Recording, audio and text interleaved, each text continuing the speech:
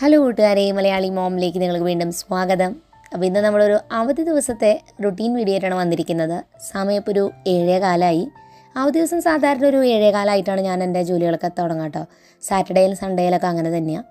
അപ്പോൾ ഇന്ന് ഞാൻ ആദ്യം തന്നെ പാത്രങ്ങളെല്ലാം തന്നെ വാഷ് ചെയ്തെടുത്ത് വയ്ക്കുക. അതെല്ലാ ദിവസവും ഒരുപോലെ തന്നെയാണ്, പ്രത്യേകിച്ച് മാറ്റമൊന്നുമില്ല. അപ്പോൾ അതെടുത്ത് വെച്ച ശേഷം അവിടെ ചായ വെച്ചിട്ടുണ്ട്. അപ്പോൾ പണികൾ ചെയ്യുന്നതിനോടൊപ്പം ചായയും കുടിക്കാം. അതോടൊപ്പം തന്നെ രാവിലത്തെ ബ്രേക്ക്ഫാസ്റ്റിന് ഇന്ന് എന്താ ഉണ്ടാക്കേണ്ടതെന്ന് ഓൾറെഡി പ്ലാൻ ചെയ്ത് വെച്ചിട്ടുണ്ട്. അവധി ദിവസം ഞാൻ എന്തെങ്കിലും സ്പെഷ്യലൊക്കെ ഉണ്ടാക്കാം. അതായത് ലഞ്ചിനായാലും ബ്രേക്ക്ഫാസ്റ്റിനും അല്ലെങ്കിൽ സ്നാക്സ് ഉണ്ടാക്കാൻ തോന്നുകയാണെങ്കിലൊക്കെ അവധി ദിവസമായിരിക്കുക ചെയ്യുക. ക്ലാസ്സുള്ള ദിവസം അല്ലാതെ സ്പെഷ്യലൊന്നും ചെയ്യലില്ല. അപ്പോൾ തലേ ദിവസം ഞാൻ ദോശമാവ് ഇങ്ങനെ അരച്ച് വെച്ചിട്ടുണ്ടായിരുന്നു. അതൊക്കെ നല്ലതായിട്ട് ഫ്ലഫി ആയിട്ട് ഇങ്ങനെ വന്നിട്ടുണ്ട്. അപ്പോൾ സാധാരണ ഞാൻ ആദ്യത്തെ ദിവസം ഇഡ്ഡലിയാണ് ഉണ്ടാക്കുക, രണ്ടാമത്തെ ദിവസം ദോശ ഉണ്ടാക്കും. അപ്പോൾ ഇന്ന് ഞാൻ വിചാരിച്ചു ഇഡ്ഡലി വേണ്ട, ഊത്തപ്പം ഉണ്ടാക്കാമെന്ന്. അപ്പോൾ ഒന്നെങ്കിൽ ഊത്തപ്പം അല്ലെങ്കിൽ മസാല ദോശ, അങ്ങനെ എന്തെങ്കിലും സ്പെഷ്യലൊക്കെ അവധി ദിവസം ട്രൈ ചെയ്യും, ഇങ്ങനെ മാവ് ഉണ്ടാക്കി വെച്ച ദിവസമാണെങ്കിൽ. അപ്പോൾ ഇതിൽ ഹാഫ് മാത്രമേ നമുക്ക് ആവശ്യമുള്ളൂ. ബാക്കി പകുതി ഞാൻ എടുത്ത് വയ്ക്കാൻ അടുത്ത ദിവസം നമുക്ക് സാധാ ദോശയോ അങ്ങനെ എന്തെങ്കിലും ഉണ്ടാക്കാനായിട്ട്. അപ്പോൾ ബാക്കി മാവൊക്കെ ഞാൻ ഫ്രിഡ്ജിലേക്കൊക്കെ എടുത്ത് വെച്ചു. അത് കഴിഞ്ഞ് ചായ അരിച്ചെടുക്കുന്നുണ്ട്. ചായ ഞാൻ ഇന്ന് ബ്രേക്ക്ഫാസ്റ്റ് ഉണ്ടാക്കുന്നതിൻ്റെ ഒപ്പം തന്നെ കുടിക്കുക. പ്രത്യേകിച്ച് പോയി ഇരിക്കാനൊന്നും നിൽക്കുന്നില്ല, കാരണം ഓൾറെഡി ലേറ്റ് ആയിട്ടില്ലേ അടുക്കളയിട്ട് വന്നത്. അപ്പോൾ നമ്മൾ ഈ ഒരു പാൻ അവിടെ ചൂടാക്കി വെച്ചിട്ടുണ്ട്. അതേ ആ നേരം കൊണ്ട് ചേട്ടൻ ഇതൊക്കെ അരിഞ്ഞ് തന്നു കേട്ടോ. സവാള 2 പിന്നെ ഒരു വലിയ ക്യാരറ്റ്, പച്ചമുളക് നല്ല പൊടിയായിട്ട് അരിഞ്ഞത്, ഇത്തിരി മല്ലിയില, കുറച്ച് ഉപ്പ്, ഇതെല്ലാം കൂടി ഒന്ന് മിക്സ് ചെയ്തെടുക്കുകയാണ്. അപ്പോൾ ദോശക്കെല്ലാം അവിടെ ചൂടായിട്ടുണ്ട്. അപ്പോൾ ഞങ്ങൾ രണ്ടുപേരും കൂടിയിട്ടാണ് രാവിലെ ബ്രേക്ക്ഫാസ്റ്റ് മിക്ക ദിവസവും ഉണ്ടാക്കുക. ദോശമാവ് ആദ്യം ഒന്ന് ഒഴിച്ചു കൊടുത്തിട്ട് അതിന് മുകളിൽ ഈ വെജിറ്റബിൾ നമ്മൾ മിക്സ് ചെയ്ത് വെച്ചത് കൂടി ഇട്ട് കൊടുത്ത് മൊരിച്ചെടുക്കുകയാണ് ചെയ്യുന്നത്. അപ്പോൾ ആദ്യം ഞങ്ങൾ ഉണ്ടാക്കിയപ്പോൾ കുഞ്ഞ് ദോശയായി പോയിട്ട് പിന്നെ ഞങ്ങൾ കുറച്ചും കൂടി വലുതായിട്ടുണ്ടാക്കി. കാരണം മാവ് നല്ല സോഫ്റ്റായിട്ടുണ്ട്. അപ്പോൾ ഇത്തിരി വലുതായാലും കഴിക്കാൻ നല്ല രസമായിരിക്കും. അപ്പോൾ ഞാൻ സാധാരണ ഊത്തപ്പം ഉണ്ടാക്കുന്ന സമയത്ത് ചെയ്യാറുള്ളത് സവാള നീളത്തിൽ അരിഞ്ഞെടുത്തിട്ട് അതൊന്ന് വഴറ്റിയെടുക്കും ഉപ്പ് ചേർത്തിട്ട്. എന്നിട്ട് ആ ഒരു സവാളേനെ ഈ ദോശമാവിലേക്ക് ഇട്ട് കൊടുത്തിട്ട് കോരി ഒഴിച്ചിട്ടും ഉണ്ടാക്കാറുണ്ട്. ഇന്ന് ഞങ്ങൾ വിചാരിച്ച് ഇങ്ങനെ ഉണ്ടാക്കിയെടുക്കാമെന്ന്. അങ്ങനെ നമ്മളിത് ഈ ദോശ നമ്മളൊന്ന് ചെറുതായിട്ടൊന്ന് പരത്തി കൊടുത്താൽ കുറച്ച് വലുതാക്കാം കേട്ടോ, കാരണം തീരെ കുഞ്ഞായി പോയി നേരത്തെ, പിന്നെ കട്ടിയാവേണ്ട വെച്ചു. അപ്പോൾ ഇത്തിരി പരത്തി കൊടുത്തിട്ട് മുകളിൽ ഈ വെജിറ്റബിളുടെ മിക്സ് നമ്മൾ ഉണ്ടാക്കിയെടുത്തിട്ട് കൊടുക്കുക. അതൊക്കെ ഒന്ന് സൈഡിൽ അടിഭാഗമൊക്കെ ഒന്ന് മൊരിഞ്ഞ് വന്ന് കഴിയുമ്പോൾ മറിച്ചിട്ട് കൊടുക്കുക. ആവശ്യത്തിന് നെയ്യും കൂടി ഒഴിച്ചു കൊടുക്കുക. അത് നല്ല ടേസ്റ്റ് ഉണ്ടായിരുന്നു കേട്ടോ, കഴിക്കാനായിട്ട് നല്ല സോഫ്റ്റും നല്ല രസമുണ്ടായിരുന്നു. അപ്പോൾ നമ്മൾ മുകളിലൊന്ന് ജസ്റ്റ് പതുക്കെ ഒന്ന് തടവി കൊടുക്കുക. അപ്പോൾ വെജിറ്റബിൾസൊക്കെ അതിൻ്റെ ഉള്ളിലേക്ക് അങ്ങോട്ട് സെറ്റ് ആയിക്കോളും, അല്ലെങ്കിൽ അത് നമ്മൾ മറിക്കുമ്പോൾ തെറിച്ച് പോകേണ്ട. അതുകൊണ്ടാണ് നമ്മുടെ നല്ല ടേസ്റ്റി ആയിട്ടുള്ള ഊത്തപ്പം റെഡിയായി. കാസറോളിൽ വെക്കുക കേട്ടോ. അപ്പോൾ അത് ചൂടോടുകൂടി തന്നെ നമുക്ക് കഴിക്കാം. ചൂട് കുറഞ്ഞു കഴിഞ്ഞാൽ പിന്നെ ഇങ്ങനെയൊക്കെ കഴിക്കാൻ എനിക്കിഷ്ടമില്ല. എനിക്ക് നല്ല ചൂടോടുകൂടി കഴിക്കാം. എന്ത് ഭക്ഷണവും നല്ല അത്യാവശ്യം ചൂടിൽ ഉണ്ടാക്കിയെടുക്കുമ്പോൾ എനിക്കിഷ്ടം. അപ്പോൾ എന്തായാലും ഈ ദോശ അപ്പോൾ കാസറോളിൽ ഓരോന്നോരോന്ന് ഉണ്ടാക്കി അങ്ങനെ വെക്കുകയാണ്. ഞങ്ങൾ അടുത്ത് ഉണ്ടാക്കിയപ്പോൾ കുറച്ചുകൂടി വലുതാക്കിയിട്ടുണ്ടാക്കി, കാരണം തീരെ കൊച്ചാകുമ്പോൾ ഒന്നാമത് കട്ടി വരും, രണ്ടാമത് കുറേ ഉണ്ടാക്കണം. അപ്പോൾ ഇത്തിരി പരത്തിയിട്ട് ഇതുപോലെ, അതുപോലെ ദോശയുടെ പോലെ ഇങ്ങനെ പരത്തണ്ട കേട്ടോ, ജസ്റ്റ് ഇങ്ങനെ ഒഴിച്ചിട്ടൊന്ന് പതുക്കെ പരത്തി കൊടുക്കാം. വെജിറ്റബിൾസൊക്കെ മുകളിൽ ആഡ് ചെയ്തിട്ട് ഇത്തിരി നെയ്യ് ഒന്നും മുരിഞ്ഞ് കഴിയുമ്പോൾ ഇത്തിരി നെയ്യ് ഒഴിച്ച് സെറ്റാക്കി എടുക്കുക. അപ്പോൾ നമ്മൾ 2 പാനിലായിട്ട് ഉണ്ടാക്കണം. നമ്മളിപ്പോഴും ഇങ്ങനെ വെള്ളയപ്പം ഉണ്ടാക്കായാലും ദോശ ഉണ്ടാക്കായാലും ഒക്കെ പുട്ടുണ്ടാക്കായാലും ഒക്കെ 2 പാത്രം വെച്ചിട്ട് ഉണ്ടാക്കുക, കാരണം വേഗം പണി കഴിയും നമ്മുടെ. ഞാനും ചേട്ടനും കൂടി ഒരുമിച്ച് നിൽക്കുകയാണെങ്കിൽ പെട്ടെന്ന് ഉണ്ടാക്കുക. ഇനി ഒറ്റയ്ക്ക് നിൽക്കുകയാൽ പോലും 2 പാത്രം വെച്ചാൽ നമുക്ക് ചെയ്യാൻ കുറച്ചും കൂടി വേഗം കഴിയും കേട്ടോ. നമ്മളത് ഞാൻ ആദ്യം പറഞ്ഞിട്ടില്ലേ. പിന്നെ ഇഡ്ഡലി പാത്രം ആയാലും വലിയ ഇഡ്ഡലി പാത്രം വാങ്ങി വയ്ക്കുക. അപ്പോൾ കുറച്ച് അധികം ഇഡ്ഡലി നമുക്ക് ഉണ്ടാക്കാൻ പറ്റും. വീട്ടിലെ അംഗങ്ങൾ കൂടുതലുണ്ടെങ്കിലാണ് കേട്ടോ അതൊക്കെ ആവശ്യം. അപ്പോൾ നിങ്ങൾ ആകെ 2 ആളുള്ളൂ 3 ആളുള്ളൂ എങ്കിൽ പിന്നെ ഇതൊന്നും ആവശ്യമില്ല. അപ്പോൾ എന്തായാലും നമുക്കിനി ഓരോ ദോശയായിട്ട് ചുട്ടെടുക്കാം. നമുക്കിനി ഊത്തപ്പത്തിലേക്ക് വേണ്ടിയുള്ള ചമ്മന്തി ഉണ്ടാക്കിയെടുക്കാം കേട്ടോ. ഒരു കട്ടിയുള്ള തേങ്ങ ചമ്മന്തിയാണ് നമ്മൾ ഉണ്ടാക്കാറുള്ളത്. ഒരു അരമുറി നാളികേരം ചിരണ്ടിയതിലേക്ക് ഒരു 6 ചുവന്നുള്ളി, ഒരു 3 പച്ചമുളക്, പിന്നെ ഒരു ടീസ്പൂൺ പൊട്ടുകടല കേട്ടോ, പൊട്ടുകടലയും കൂടി ചേർക്കുക. അത് ചേർത്ത് നന്നായി അരച്ചെടുക്കുക. അതുപോലെ അപ്പോൾ നമ്മൾ പൊട്ടുകടല ചേർത്തുകൊണ്ട് തന്നെ നമ്മൾ കടുക് കാച്ചിയിട്ട് നമ്മൾ നേരെ ചട്നിയിലേക്ക് ഇട്ട് കൊടുക്കുകയാണ് ചെയ്യണത്. അല്ലാതെ കടുക് പൊട്ടിച്ച് ഈ ഒരു ചട്നി അതിലേക്ക് ഇട്ട് കഴിഞ്ഞാൽ അങ്ങനെ പൊട്ടുകടല ഇട്ടാൽ സാധാരണ അങ്ങനെ ചെയ്യില്ല എന്നാണ് പറയുക. അപ്പോൾ അതുകൊണ്ട് കടുക് പൊട്ടിച്ചു, കടുകും വേപ്പിലയും വറ്റൽമുളകും കൂടി പൊട്ടിച്ച് അതിലേക്ക് ചേർത്ത് കൊടുത്തു. അധികം വെള്ളം ചേർക്കേണ്ട, കട്ടിയിൽ ഉണ്ടാക്കുന്നതാണ് ഞങ്ങൾക്ക് ഇഷ്ടം ഊത്തപ്പത്തിൻ്റെ കൂടെ. വെറുതെ ഇങ്ങനെ കഴിക്കാൻ നല്ല രസമാട്ടോ. അപ്പോൾ നമ്മൾ ഫുള്ളായിട്ട് ഉണ്ടാക്കി കഴിഞ്ഞു. ഇതിങ്ങനെ ജസ്റ്റ് വെറുതെ കഴിക്കാനും നല്ല രസമാണ്.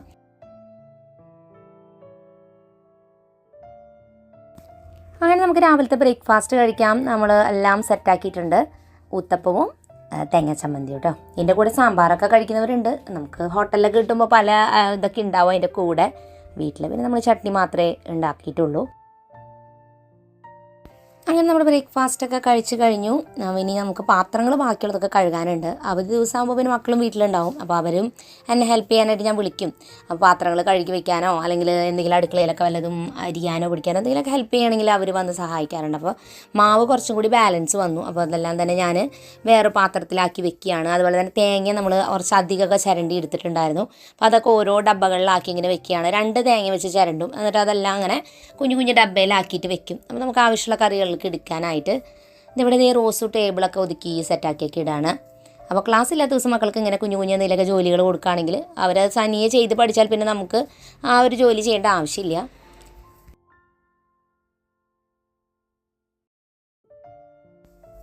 അപ്പോൾ ഇന്ന് നമ്മൾ ഉച്ചയ്ക്ക് വേണ്ടിയിട്ട് കറിയും ഫുഡൊക്കെ ഉണ്ടാക്കണം. അപ്പോൾ അതിന് വേണ്ടിയുള്ള കുറച്ച് സാധനങ്ങളൊക്കെ വാങ്ങാൻ ദിവസേന കടയിലേക്ക് പറഞ്ഞു കേട്ടോ. അപ്പോൾ അവളൊന്ന് മേടിച്ചൊക്കെ കൊണ്ടുവരുന്ന നേരം കൊണ്ട് ബാക്കിയുള്ള പണികളൊക്കെ ഞങ്ങളിവിടെ ചെയ്ത് വെക്കാമെന്ന് വിചാരിക്കുകയാണ്. അപ്പോൾ ഇന്ന് നമ്മൾ എഗ് റോസ്റ്റും അതിൻ്റെ കൂടെ ഗീ റൈസുമാണ് ഉണ്ടാക്കാൻ വിചാരിക്കുക. നെയ്ച്ചോറും മുട്ടക്കറി. അപ്പോൾ എഗ് റോസ്റ്റ് നമുക്ക് 2 നേരത്തേക്ക് വേണം. അപ്പോൾ അതുകൊണ്ട് തന്നെ സവാള കുറച്ച് അധികം അരിഞ്ഞൊക്കെ എടുക്കുന്നുണ്ട്. നമ്മൾ അതുപോലെ തന്നെ തക്കാളിയിലൊക്കെ കുറച്ച് അധികം അരിഞ്ഞെടുക്കുക. ഞങ്ങൾ സാധാരണ എന്ത് കറി വെക്കായാലും 2 നേരത്തേക്കുള്ള പോലെയാണ് വെക്കുക. വൈകുന്നേരം വേറെ ഫുഡ് വെക്കൽ പരിപാടിയൊന്നുമില്ല. നമുക്ക് എഗ് റോസ്റ്റിന് വേണ്ടി ഇൻഗ്രീഡിയൻസ് എടുത്ത് വെച്ചിട്ടുണ്ട്. സവാള, തക്കാളി, ഇഞ്ചി, വെളുത്തുള്ളി, പച്ചമുളക്, വേപ്പില ഇതെല്ലാം അവിടെ വെച്ചിട്ടുണ്ട്. ഇത് നെയ്ച്ചോറിന് വേണ്ടിയിട്ടുള്ളതാണ്. പിന്നെ നമുക്ക് മുഴുവൻ മസാലകളൊക്കെ വേണം. ഞാൻ ഉണ്ടാക്കുന്ന സമയത്ത് പറയാട്ടോ എന്തൊക്കെയാണ് ചെയ്യണേന്ന്. ആദ്യം തന്നെ ഞാൻ മുട്ട റോസ്റ്റ് ഉണ്ടാക്കിയെടുക്കുകയാണ്. അപ്പോൾ ഇതിൽ നമ്മൾ തീരെ വെള്ളമൊന്നും ചേർക്കുന്നില്ല. സവാളയുടെ ഒരു ഗ്രേവി കൊണ്ടുള്ളൊരു എഗ് റോസ്റ്റ് ഉണ്ടാക്കണം. അപ്പോൾ കുറച്ച് സവാള അധികം വേണം. അപ്പോൾ ഞങ്ങളിത് ഈ ഒരു 8 സവാളയോളം നൈസായിട്ട് ചോപ്പ് ചെയ്തെടുത്തിട്ടുണ്ട്. പിന്നെ ഇഞ്ചി വെളുത്തുള്ളിയും ചതച്ചത്, ഇഞ്ചി വെളുത്തുള്ളി പച്ചമുളകും ചതച്ചിട്ടാണ് ചേർത്ത് കൊടുത്തിരിക്കുന്നത്. അപ്പോൾ ഇഞ്ചി ഇത്തിരി വലിയൊരു പീസും, വെളുത്തുള്ളി ഒരു 10 അല്ലി, പിന്നെ പച്ചമുളക് ഒരു 3 എണ്ണം, പിന്നെ ഈ കുറച്ച് വേപ്പിലയും കൂടി ചേർത്ത് നന്നായി വഴറ്റിയെടുക്കുക. ഞാനൊന്ന് മൂടി വെച്ചിട്ട് നന്നായിട്ടൊന്ന് വഴറ്റിയെടുക്കണം കേട്ടോ. സവാളയുടെ പച്ചച്ചൊവയൊക്കെ പോയി നന്നായിട്ടൊന്ന് വഴറ്റിയെടുത്താലാണ് ആ എഗ് റോസ്റ്റിന് നല്ലൊരു ടേസ്റ്റ് വരിക. ഇനി നമുക്ക് പൊടികൾ ചേർത്ത് കൊടുക്കാം. 1/2 ടീസ്പൂൺ മഞ്ഞൾപ്പൊടി, 2 teaspoon Kashmiri chilli powder, 3 teaspoon മല്ലിപ്പൊടി, 2 ടീസ്പൂൺ ഗരം മസാല, പിന്നെ ഒരു ചെറിയ ടീസ്പൂൺ കുരുമുളക് പൊടി. 1/2 ടീസ്പൂൺ ആയാലും മതി, എരിവിനനുസരിച്ച് ചേർക്കാം. ഇതെല്ലാം തന്നെ നന്നായി മിക്സ് ചെയ്ത് കൊടുത്തിട്ട് ആ ഒരു മസാലയുടെ പച്ചച്ചോവ ഫുള്ളായിട്ട് അങ്ങോട്ട് പോകണം. ഒരു മസാല നന്നായി സ്പ്രെഡ് ആവണം. അപ്പോൾ അതിനായിട്ട് ഞാൻ ഫുള്ളായിട്ടൊന്ന് ഇളക്കി എടുക്കുന്നുണ്ട്. ഒരു 2 മിനിറ്റ് നമുക്ക് എങ്ങനെയൊന്ന് ഇളക്കി കൊടുക്കാം. അങ്ങനെ നല്ലതായിട്ട് ഇതേ സെറ്റായിട്ട് വന്നിട്ടുണ്ട്. ഇനി നമ്മളിതിലേക്ക് അരിഞ്ഞു വെച്ചിരിക്കുന്ന തക്കാളി, ഒരു 4 വലിയ തക്കാളി പഴുത്തതാണ് നമ്മൾ എടുത്തിട്ടുള്ളത്. അത് നന്നായിട്ടൊന്ന് ഇളക്കി മൂടി വെച്ച് തക്കാളി നന്നായി വാടി നല്ലതായിട്ട് ഉടഞ്ഞ് കിട്ടണം. അപ്പോൾ അതുവരെ ഒന്ന് നമ്മൾ മൂടി വെച്ചിട്ട് ഇതൊന്ന് വേവിച്ചെടുക്കുക. ഇനി ഈ ഒരു മസാലയിലോട്ട് നമ്മൾ ആവശ്യത്തിനുള്ള ഉപ്പും കൂടി ചേർത്ത് കൊടുത്ത് നന്നായിട്ട് മിക്സ് ചെയ്ത് കൊടുക്കുക. നമ്മൾ വേറെ ഇതിലേക്ക് വെള്ളമോ കാര്യങ്ങളോ ഒന്നും തന്നെ ഈ ഗ്രേവിയിലേക്ക് ചേർക്കുന്നില്ല. അതിന് പകരം നമ്മൾ ചെയ്യുന്നത് ഒരു 4 ടേബിൾ സ്പൂൺ തൈരാണ് ചേർത്ത് കൊടുക്കുന്നത്. തൈര് ചേർത്ത് കൊടുത്തിട്ട് നന്നായി മിക്സ് ആകുമ്പോൾ ആവശ്യത്തിന് ഒരു പുളിയും ഒരു ഗ്രേവിയും ഒക്കെ ഇതിന് കിട്ടും. വേറെ വെള്ളമൊന്നും ചേർക്കണ്ട. അപ്പോൾ നന്നായിട്ട് ഇനി അതൊന്ന് മിക്സ് ചെയ്ത് കൊടുക്കുക. ഒരു 2 മിനിറ്റ് നന്നായിട്ടൊന്ന് മിക്സ് ചെയ്യുക. മീഡിയം ഫ്ലെയിമിൽ വെച്ചാൽ മതി. ഏറ്റവും ലാസ്റ്റ് നമ്മളൊരു ടീസ്പൂൺ പഞ്ചസാര ഇതിലേക്ക് ചേർത്ത് കൊടുത്തിട്ട് ഒന്ന് നന്നായി മിക്സ് ചേർക്കുക. പുളിയൊക്കെ നമ്മൾ ചേർത്താനുള്ള തൈരും തക്കാളിയൊക്കെ ഉള്ളതുകൊണ്ട് അതൊക്കെ ഒന്ന് ബാലൻസ് ചെയ്യാനാണ് ടീസ്പൂൺ പഞ്ചസാര ലാസ്റ്റ് ചേർത്ത് നന്നായി മിക്സ് ചെയ്യുക. ഇനി നമുക്ക് മസാലയുടെ മണമൊക്കെ കുറവ് തോന്നുകയാണെങ്കിൽ ഞാൻ ചെയ്യുന്നൊരു കാര്യം എന്ന് വെച്ചാൽ കുറച്ച് മസാലപ്പൊടി അതിന് മുകളിൽ തൂവിയിട്ട് ഒന്ന് മൂടി വെക്കും. അപ്പോൾ നല്ലതായിട്ട് മസാലയുടെ സ്മെല്ല് ഇങ്ങനെ അതിൽ നിൽക്കും. അത് വേണമെങ്കിൽ നിങ്ങൾക്ക് ചെയ്യാവുന്നതാണ്. അപ്പോൾ നമ്മുടെ ഇതൊക്കെ സെറ്റാണ്. ഇനി നമുക്ക് നെയ്ച്ചോറ് ഉണ്ടാക്കിയെടുക്കാം. ഇതിനായിട്ട് ഞാൻ 5 കപ്പ് ബിരിയാണി അരി, ചെറിയ അരിയാണ് എടുത്തിരിക്കുന്നത്. ആ ഒരു അരി കഴുകി ഒരു 10 മിനിറ്റ് ഞാൻ അതുപോലെ കുതിരാനായിട്ട് വെച്ചിട്ടുണ്ട്. ആ നേരം കൊണ്ട് നമുക്ക് ഇതിലേക്ക് വേണ്ടിയിട്ടുള്ള സവാളയും കാഷ്നട്ടും കിസ്മിസും ഒക്കെ ഫ്രൈ ചെയ്തെടുക്കാം. ഞാൻ അതായത് സൺഫ്ലവർ ഓയിലാണ് ഫ്രൈ ചെയ്യണേ. നെയ്യിലാണെങ്കിൽ അങ്ങനെ ചെയ്യാം കേട്ടോ, കുഴപ്പമില്ല. ഇത് ഫ്രൈ ചെയ്തെടുത്തിട്ട് സവാള ഫ്രൈ ചെയ്യുമ്പോൾ ഒരു പൊട്ടി ഉപ്പും കൂടി ചേർത്തിട്ട് ഫ്രൈ ചെയ്തെടുക്കുക. കാഷ്നട്ട് ആവശ്യത്തിന് അതും കൂടി ഫ്രൈ ചെയ്തെടുക്കുന്നുണ്ട്. പിന്നെ കിസ്മിസും കൂടി ഫ്രൈ ചെയ്ത് മാറ്റി വെക്കുന്നുണ്ട്. ഇതെല്ലാം ഫ്രൈ ചെയ്തൊക്കെ മാറ്റി വെച്ച് കഴിഞ്ഞാൽ പിന്നെ നമുക്ക് റൈസ് പ്രിപ്പയർ ചെയ്താൽ മാത്രം മതി. ഇനി നെയ്യിലാണ് നമ്മൾ വറുക്കണമെന്നുണ്ടെങ്കിൽ ഈ നെയ്യ് നമ്മൾ റൈസ് ഉണ്ടാക്കുന്ന സമയത്ത് ഈ നെയ്യ് നമുക്ക് ഉപയോഗിക്കാം കേട്ടോ. അപ്പോൾ ഞാൻ ഓയിൽ എടുത്തുകൊണ്ട് പിന്നെ അത് എടുക്കുന്നില്ല. ഇനി ഇതിലേക്ക് ഞാനൊരു 4 ടേബിൾ സ്പൂണോളം നെയ്യാണ് ചേർത്ത് കൊടുത്തിരിക്കുന്നത്. നെയ്ച്ചോറ് ആയതുകൊണ്ടാണ് കുറച്ചധികം തന്നെ നെയ്യ് നമ്മൾ ചേർത്ത് കൊടുത്തിട്ടുണ്ട്. ഇതിലേക്ക് നമ്മൾ മുഴുവൻ മസാലകൾ ചേർത്ത് കൊടുക്കുകയാണ്. ഇതിനായിട്ട് 2 പീസ് ഇത്രയും വന്നൊരു പട്ട, പിന്നെ ഒരു 2 ചെറിയ പീസ് ജാതിപത്രി, ഒരു 5 ഏലക്കായ, 6 ഏലക്കായകൾ നമുക്ക് ചേർക്കാം. ഒരു 8 ഗ്രാമ്പും കൂടി ഞാനത് ഇട്ടിട്ട് അതൊന്ന് ചൂടായി വരുന്ന നേരം കൊണ്ട് ഞാൻ ഇപ്പുറത്തതേ വെള്ളം തിളപ്പിക്കാനായിട്ട് വെച്ചിട്ടുണ്ട് കേട്ടോ. അപ്പോൾ 5 കപ്പ് അരിക്ക് ഞാൻ സാധാരണ എടുക്കുക ഒരു 10 കപ്പ് വെള്ളമാണ് എടുക്കാറ്. അരിയും വെള്ളവും വെച്ചിട്ട് ഒപ്പം വെച്ച് അത് ഫുൾ വെള്ളം വെറ്റി കഴിയുമ്പോൾ അരി വേവാറുണ്ട്. ആ ഒരു രീതിയിലാണ് ചെയ്യാറുള്ളത്. അങ്ങനെ മസാലകളൊക്കെ ഒന്ന് ചൂടായി വന്നു കഴിഞ്ഞപ്പോൾ ഞാൻ അതിലേക്ക് ഒരു ചെറിയ സവാള ചോപ്പ് ചെയ്തൊന്ന് ചേർത്ത് കൊടുത്തിട്ട് ഒന്ന് വഴറ്റിയെടുക്കുകയാണ്. അത് വഴറ്റിയെടുത്ത് നന്നായി സോഫ്റ്റായി കഴിയുമ്പോൾ നമ്മൾ വെള്ളത്തിൽ കുതിർത്ത് വെച്ചിരിക്കുന്ന 5 കപ്പ് അരി ഇതിലേക്ക് ചേർത്ത് ഒന്ന് നന്നായിട്ടൊന്ന് വറുത്തെടുക്കണം. അപ്പോൾ നമ്മളൊന്നൊരു മീഡിയം ഫ്ലെയിമിൽ വെച്ചിട്ട് ഒരു 5 മിനിറ്റോളം ഞാൻ നന്നായി ഇളക്കി ഒന്ന് വറുത്തെടുക്കുകയാണ്. കാരണം അല്ലെങ്കിൽ അരി നമ്മൾ വേവിച്ച് കഴിയുമ്പോൾ പൊടിഞ്ഞൊക്കെ പോവും. അപ്പോൾ അത് നല്ല വിട്ട് കെടുക്കുകയും ചെയ്യും. ഞാൻ ബിരിയാണി ഉണ്ടാക്കിക്കൊണ്ടിരിക്കുന്നത് വലിയൊരു സ്റ്റെയിൻലെസ് സ്റ്റീൽ പാത്രത്തിലാണ്. നോൺ സ്റ്റിക്കിനെ വെച്ച് നോക്കുമ്പോൾ ഇതിൽ ഇങ്ങനെ അടി പിടിക്കും. അപ്പോൾ അതുകൊണ്ട് തന്നെ കട്ടീൻ്റെ പാത്രത്തിന് എന്നാലും ചിലപ്പോൾ പിടിക്കുക. അതുകൊണ്ടാണ് ഞാൻ ഇന്ന് ഇളക്കിക്കൊണ്ടിരിക്കുന്നത്.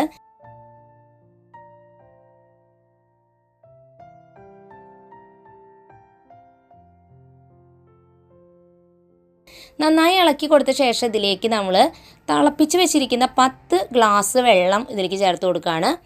വെള്ളം ചേർക്കുന്നതിൻ്റെ ഒപ്പം തന്നെ ആവശ്യത്തിന് ഉപ്പും കൂടി ചേർത്തിട്ട് നന്നായിട്ടൊന്ന് മിക്സ് ചെയ്ത് കൊടുക്കുക. ഒരു 1.25 ടീസ്പൂണോളം ഉപ്പൊക്കെ നമുക്ക് ഈ ഇതിലേക്ക് വേണ്ടി വരും. അപ്പോൾ അത് ഫുള്ളായിട്ടും ചേർത്ത് ഒരു ടേബിൾ സ്പൂൺ നാരങ്ങ നീര് ലാസ്റ്റ് ചേർത്തിട്ട് നമ്മളിതൊന്ന് മൂടി വെച്ച് വേവിച്ചെടുക്കുക. അപ്പോൾ നമ്മളിനി ഫ്ലെയിം വെക്കേണ്ടത് ലോ ഫ്ലെയിമിലാണ്. ലോ ഫ്ലെയിമിൽ വെച്ചിട്ട് ഈ വെള്ളം ഫുള്ളായിട്ടും അരിയിലത്തെ വെറ്റണം. അപ്പോൾ നമുക്ക് ആദ്യം തന്നെ ഞാനൊരു 8 മിനിറ്റ് ടൈമർ വെച്ചിട്ട് ഒന്ന് നോക്കുകയാണ്. അപ്പോൾ അതേ ഇത്രയും നേരമായപ്പോൾ ഇതൊന്ന് ഇനി ഇളക്കി കൊടുക്കണം. ലോ ഫ്ലെയിമിൽ തന്നെയാണ് വെച്ചിരിക്കുന്നത്. വെള്ളമൊന്നും ഫുൾ വെറ്റിയിട്ടില്ല. അപ്പോൾ ഇനി നമ്മളിത് ഫുള്ളായിട്ട് ഇളക്കി കൊടുത്തിട്ട് വീണ്ടും നമ്മളൊന്ന് മൂടി വയ്ക്കുക. നന്നായിട്ട് വെള്ളം വെറ്റി അരി നമ്മൾ വിചാരിച്ച ഒരു പാകത്തിലേക്ക് ആയി കഴിയുമ്പോൾ നമുക്ക് ഫ്ലെയിം ഓഫ് ചെയ്യാം. അപ്പോൾ ഞാനതേ ഇളക്കി ചോറ് ഒന്ന് മൂടി വയ്ക്കുകയാണ്. അപ്പോൾ ഈ സൗട്ടി ഇതേ അവിടെ നിന്നിട്ട് കോഴിമുട്ടയൊക്കെ ഞാൻ പുഴുങ്ങി വെച്ചിട്ടുണ്ടായിരുന്നു എഗ് റോസ്റ്റിന് വേണ്ടിയിട്ട്. അപ്പോൾ അതൊക്കെ ഒന്ന് തൊലി കളഞ്ഞൊക്കെ തരാണ്. നമുക്കിനി ഇത് മൂടി വെച്ച് നന്നായിട്ടൊക്കെ ഒന്ന് വേവിച്ചെടുക്കാം. അങ്ങനെ അതേ ഇവിടെ മുട്ട റോസ്റ്റ് ഏകദേശം സെറ്റായിട്ട് ഇരിക്കുന്നുണ്ടല്ലോ. അപ്പോൾ കോഴിമുട്ടയൊക്കെ നമ്മൾ പുഴുങ്ങിയത് ഇതിലേക്ക് ജസ്റ്റ് വെച്ച് കൊടുക്കുകയാണ്. വേണമെങ്കിൽ നമുക്കൊന്ന് വരഞ്ഞിട്ട് വെച്ച് കൊടുക്കണമെങ്കിൽ വെക്കാം. ഞങ്ങൾ സാധാരണ അങ്ങനെ എഗ് റോസ്റ്റ് ഉണ്ടാക്കുമ്പോൾ ജസ്റ്റ് ഇങ്ങനെ വെക്കണുള്ളൂ. അപ്പോൾ നമ്മൾ ഒരു നേരത്തേക്കുള്ള കോഴിമുട്ട മാത്രമേ പുഴുങ്ങിയെടുത്തിട്ടുള്ളൂ. വൈകുന്നേരം നമ്മൾ അടുത്ത സെറ്റ് നമുക്ക് പുഴുങ്ങിയെടുക്കാം. ഇപ്പോൾ ഇത് ഗ്രേവിയുടെ ഉള്ളിൽ ഈ കോഴിമുട്ടേനെ വെച്ചൊന്ന് സെറ്റാക്കി വേണമെങ്കിൽ ഒന്ന് ചൂടാക്കിയിട്ട് മൂടി വെച്ചാലും തെറ്റില്ല. അല്ലെങ്കിൽ ജസ്റ്റ് ഇങ്ങനെ ഇപ്പോൾ ഓൾറെഡി ചൂടുണ്ട്, അതുകൊണ്ട് ഞാൻ ജസ്റ്റ് ഇങ്ങനെ മൂടി വെക്കുന്നേ ഉള്ളൂ.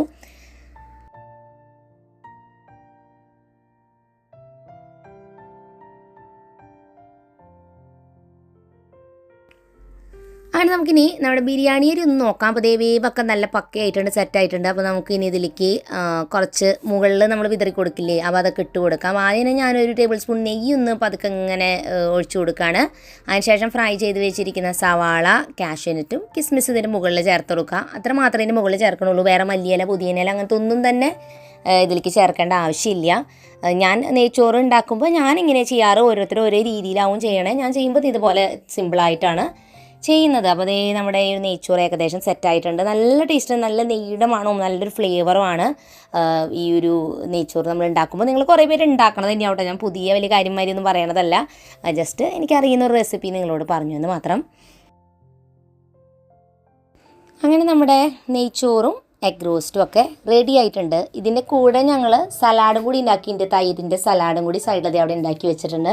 അത് നമ്മൾ ബിരിയാണി ഉണ്ടാക്കിയാലും എന്തുണ്ടാക്കിയാലും ഫ്രൈഡ് റൈസ് ഉണ്ടാക്കിയാലും ഇവിടെ സലാഡ് എല്ലാവർക്കും വേണം കേട്ടോ, ഭയങ്കര ഇഷ്ടമാണ്. അത് ഉണ്ടാക്കി വെച്ചിട്ടുണ്ട്. അപ്പോൾ നമുക്കിനി ചോറ്, നെയ്ച്ചോറും അതുപോലെ കറിയൊക്കെ വിളമ്പാം.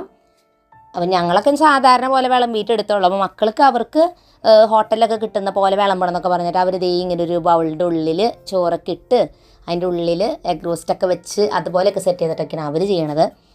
അപ്പോൾ അങ്ങനെ വെച്ച് നോക്കാം.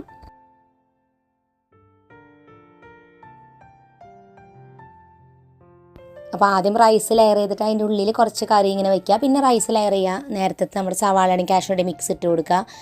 ശരിക്കും കാഷ്യൂനട്ട് മിക്സ് ആദ്യം ഉണ്ടായിരുന്നു കേട്ടോ, അവർ അവസാനമാണ് ഇട്ടത്. അപ്പോൾ അത് ആദ്യം ഇട്ടിരുന്നെങ്കിൽ മുകളിൽ കുറച്ചും കൂടിയൊക്കെ ഇങ്ങനെ വരും. അത് കഴിഞ്ഞത് ഈ സലാഡും അതിൻ്റെ കൂടെ നമ്മുടെ കറീന് എടുക്കേണ്ട ആവശ്യമില്ല, ഓൾറെഡി ഉള്ളിലുണ്ടല്ലോ. അച്ചാർ ഇഷ്ടമുള്ളവർക്ക് അച്ചാറും കൂടി ചേർത്ത് ഈ ഒരു റൈസ് കഴിക്കാം. അപ്പോൾ ഞങ്ങളിങ്ങനെ കഴിക്കുന്ന സമയത്ത് എന്തെങ്കിലും സിനിമയൊക്കെ വയ്ക്കും കേട്ടോ. പുതിയ എന്തെങ്കിലും സിനിമയൊക്കെ വന്നിട്ടുണ്ടെങ്കിൽ അതൊക്കെ കണ്ടിട്ടായിരിക്കും ഇരുന്ന് ഭക്ഷണം കഴിക്കുക. ഒരു പ്രത്യേക വൈബാണ്. സാറ്റർഡേ സൺഡേ സ്പെഷ്യൽ ഫുഡും സിനിമയും അല്ലേ. ചെറുപ്പത്തിലേ തൊട്ട് എല്ലാവർക്കും ഞങ്ങൾക്കൊക്കെ ഭയങ്കര ഇഷ്ടമാണ് ടി വിയിൽ വരുന്ന പുതിയ സിനിമയൊക്കെ ഇങ്ങനെ സ്പെഷ്യൽ ഫുഡ് എടുത്ത് കഴിച്ചിട്ട് കാണാമെന്നുള്ളത്. അപ്പോൾ നമ്മുടെ ഇന്നത്തെ ഈ ഒരു വ്ളോഗ് നമുക്കിവിടെ അവസാനിപ്പിക്കാം. എന്തായാലും നിങ്ങൾ ഈ ഒരു എഗ് റോസ്റ്റും അതുപോലെ നെയ്ച്ചോറും കൂടി ഒന്ന് ഉണ്ടാക്കി നോക്കിയോളൂ. നല്ല ടേസ്റ്റാണ് കേട്ടോ. അപ്പോൾ പുതിയൊരു നല്ല വീഡിയോ ആയിട്ട് വീണ്ടും നമ്മൾ വരുന്നതായിരിക്കും. അതായിരിക്കും എല്ലാ കൂട്ടുകാർക്കും bye bye and take care.